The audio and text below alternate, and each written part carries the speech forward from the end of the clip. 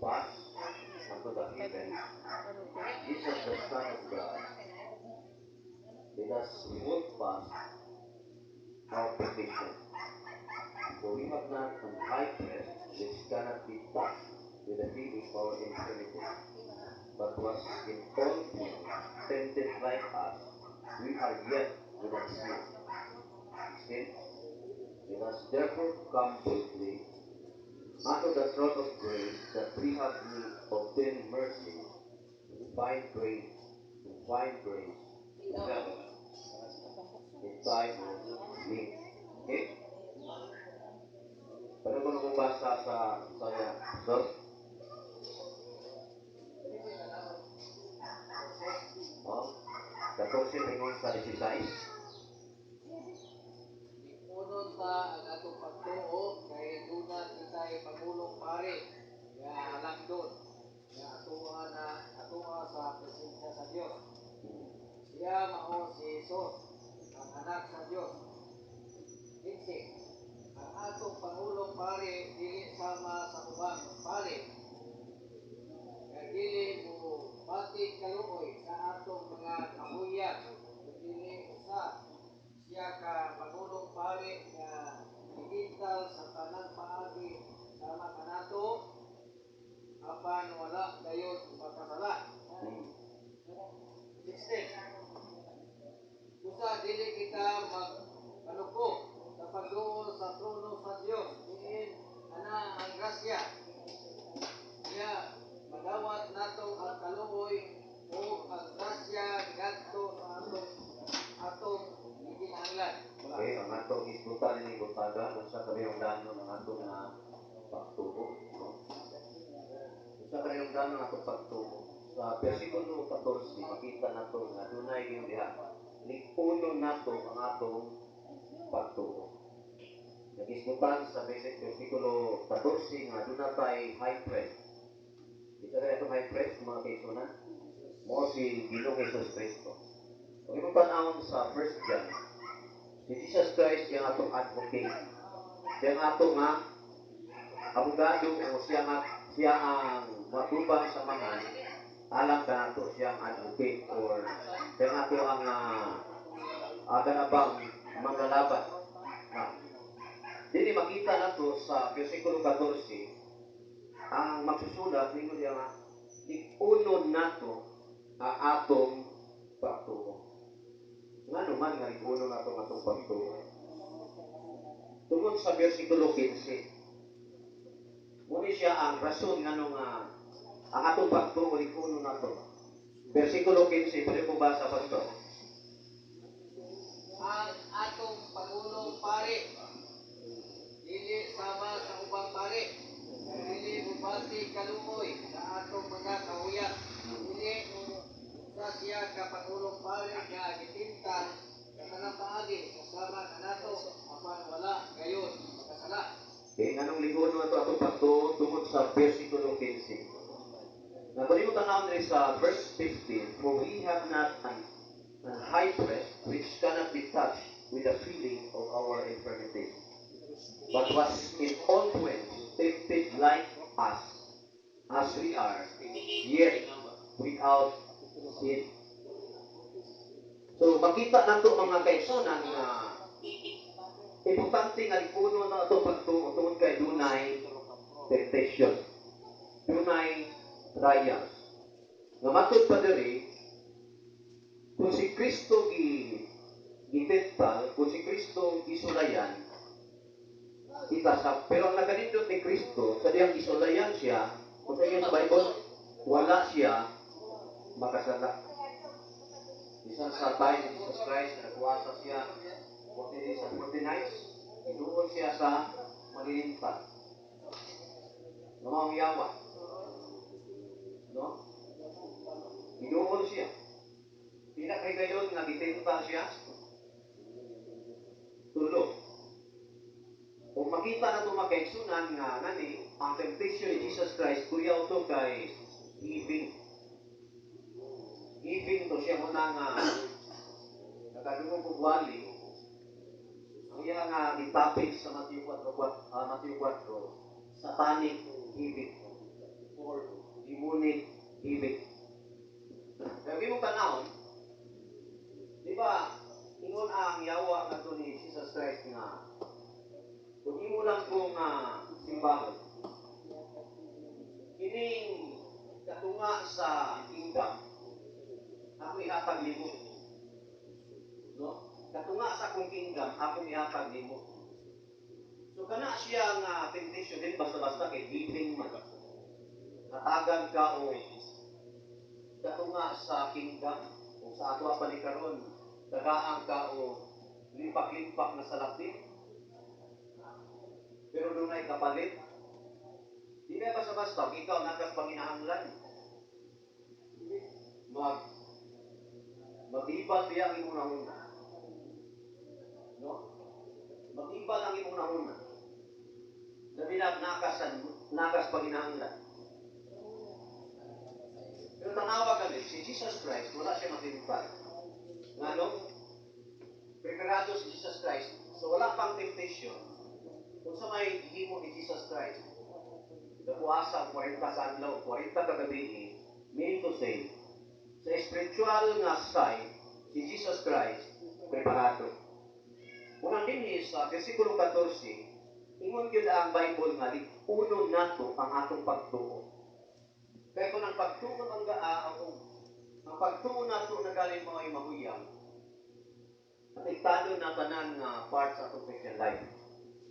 Kaya kung mo tanaw ng Bible, Hebrews 11:6, for without faith, it is impossible to please God.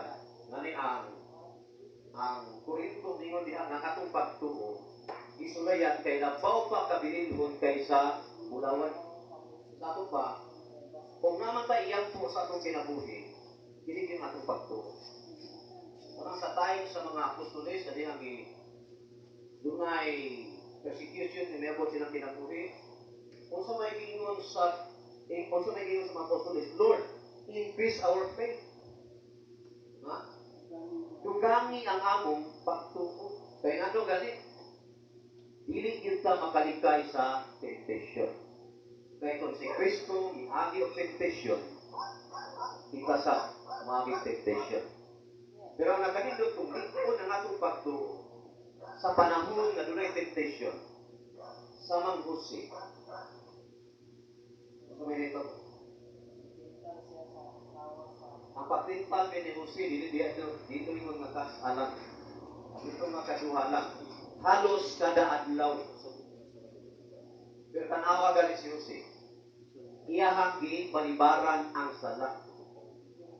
Naka-iskapo siya sa sala, sa offer sa asawa ni Potiphar.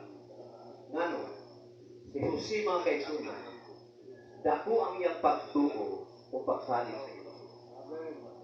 In temptation, dili niingon nga makaingon ka ba nga mo na yung Bible nga kung nagunahuna ka ikaw likon, pagbantay nga dili ka mabukan. Di ba mo naging sa Bible? Kan temptation, anytime, anywhere. Pwede kini mo abot. Kunya, kung malisod ang temptation, daghang naong sa temptation. Daghang naong sa trial. Pananglisan. Ikaw, pastor.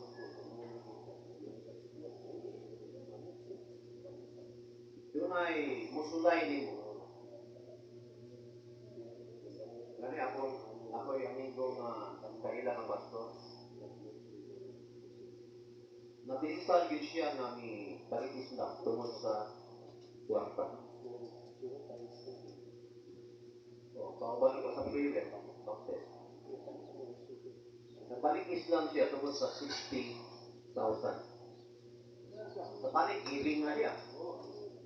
Ay muhang ipadaplin ang imong doctrine tungod sa kwarta. Pero likon kang pagtuo, likon kang baruganan sa imong pagtuo, dilit ka benta. Muna ingon diri, kung yung tanawon sa Bible, sa Hebrews, likuna ang inyong pagtuo. Ngano? Dunay trials. Dunay pagsulay. Dahil kung sa pag-yun, mag-ingon diya sa Bible.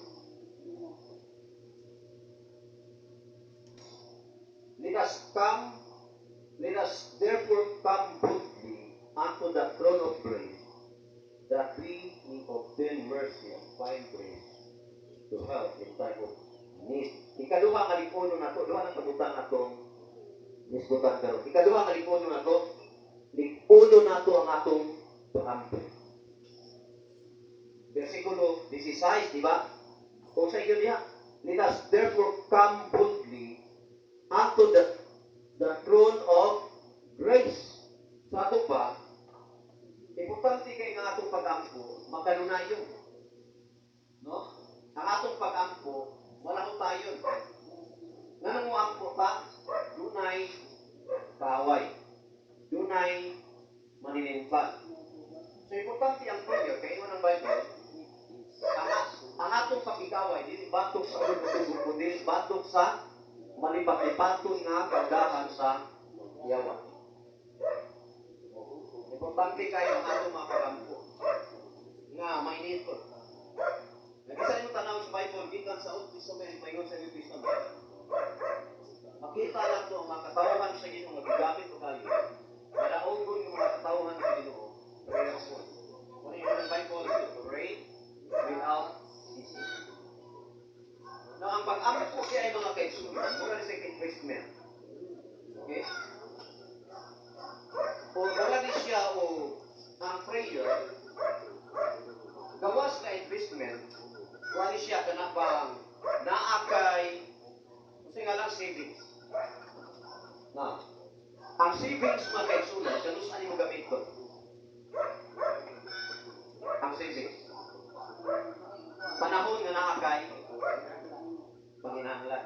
Kung ako'y pasko, diha sa People's Cooperative, kung ako'y gamay nga kwarta, mag-savings ko dito. Pero akong savings, dili itong dili withdrawable. Kaya sa panahon nga walang-wala, naakay makuot. Okay? Naakay makuot kay nakagi ko nga bisan o palit o pusporo, mag-isip ka mo na nga, mag-iba sa kagamit ang mga sakit-kilit kagi mo na. Kagi mo, bisan 25 centavos, di mo nang kwaon kay ano. Ano idugang sa paginanglan. O kagi ko na. Lalo pa ko, murag halos kitang tanan nakagian na kay pagkatao man ba nga kapos. Pero karon, di pa nalagina na sa Ginoo. Amen. Now, panawa gali sa bersikulo nga atong gibasa. 16, balik kong basa sa Bisaya. Usa dili kita magpanuto sa pagluhod sa trono sa Dios. Ngayon ana ang grasya. Kita madawat nato ang kaluoy ug grasya nga atong gikinahanglan. Pero tanawa sa English na, hindi yung English. Kaya yun eh, let us therefore come boldly unto the throne of grace that we may obtain mercy and find grace to help in time of need. Ha? In time of need. Sa ito pa, na ay panahon sa Panginoon. Sa ito pa, magsigit ang ampo, mura ka o nag-imbak o dalawang tusok. No? Sa bangko o sa imong pagtuko, nga panahon sa imong mga panginahanglan, dili ka dali matarog nga naman, may nampuon mo ka. Kaya in time of our need, ang ingon diri, let us come boldly into the throne of grace. Ngano aron makadawatag kadukoy, aron magamit nato panahon sa atong mga panginahanglan. Abi ni mo mga kaigsunan, nabi ay mga problema nga moabot mo ang mudama. Kaya akong nekamo ni Pastor Dante, wala ko na nadama. No? Na mga pagitabo nga, wala na ito dama. Pero may nampuon bitaw ka, gilit ka dalit matandog na naman. na kay daghan na tinik na kusog. Kaya di pa naman nga ang pag-ampo, muna itong kusog. Kaya iso man kayo makapunta panahon na sa paginanglan. Kaya pagka mo ampo. So, importante nga, sa ito, duha ka butang atong likunon, una, ang atong pagtuo. Nga likunon na ito atong pagtuo, kay dunay, temptation. Dunay, trial. Ang gikuhaan o base niya, kinsa, si Jesus Christ. Wala siya aga ng isulayan siya sama nato, pero ang katalino ni Jesus Christ, wala siya makasala. Nga siya makasala, preparado siya. Mabot na to. Kung moabot ang mga temptation, moabot ang mga trials, kung saman, basin o madala ka sa sala. Tinuod na. Kana lang biklon ka, so, hindi ka hugot o pagturo sa Ginoo, pwede ka makasumbang. Karang imuling tao ka, huwag na parang ako galing nagpamil sa Sinso Pinoy, namin kauban sa grupo. Bastos ipakbak, hindi akong ibuli. Kasuko ito niya. Yung sa may sunod ang kasuko. Kung nakay kinagiban o pwede nga imo siya sumbago. Yung sa na may tabo sa reputation ng mga pastor. Yung anak, ang pastor nakasumbak. Yung pastor batik kay batasan. So, importante na nga, ang atong pagtuo, di po gini nga naman. Di ka kalikay sa temptation. Hindi pa kay Jesus. Yung temptation sa to, daghang naong sa temptation. Pwede, kung lalaki ka, babae. Dahil ka babae, yun yun. Itinta na siya kay Gwapo. Daghang yung mga maotod na natintan. Tintalong ka, pinaagi mo kasuko. Di ikaduhang sa atong likunon to, atong pag-ampo. Duha kapi. Pagtuo, pag-ampo. Ngano nga, likunon to atong pag-ampo, because come boldly into the throne of grace. Ngano, aron na kay investment. Kaya magamit na siya ng investment in time of our need. Muna na ay prayer din. Kaya pinaagi ani, nag-deposit ba kung kusog para sa atong kaugalingon. Amen? Kaya kini nga kusog, di man para sa uban, kundi para sa atong kaugalingon. Aron nga kita mismo, maka-challenge mo na ito sa mga nagmaluyabot. Yung luya ka. Kung sa man mo pagtabang, kung pagkain mo. Ha? Huwag kay imo, sa mo yung pagtabang. So, muna nga, duha lang kabutang, atong likunon. Una, atong pagtuo. Why? Kaya na ay pagtulay. Ikaduha, likunon ato atong pag-ampo. Ngano? Kay kini investment. Ganun sa magamit na, kung may nampuon ka, in time of our need. Jesus Christ, panahon siyang panginanglan na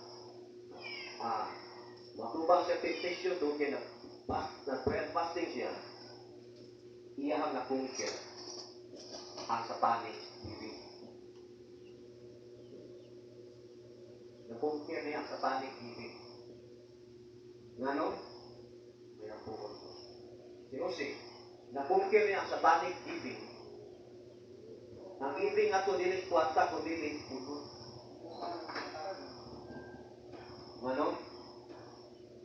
Daan na si Jose nga faithful na Ginoo.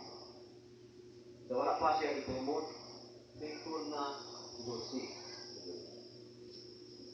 Wala kamutang atong iskutan din mo taga, atong pagtuo, atong ipunon, atong pag-ampo, atong ipunon, makanungayo pa. Mahan, daray ko katuloy katapusan. Salamat sa inyong taga, tayo. Salamat sa inyong mga pulo. Na makaduot kami sa inyong trono sa grasya, di makakaplag kami o kaluon. nga mong magamit panahon sa among mga panginahanglan. Salamat Ginoo sa kaayo sa among kinabuhi. Padayon karon pag-apo himaya ang mga himaya ang tanan sa in Jesus name. Amen.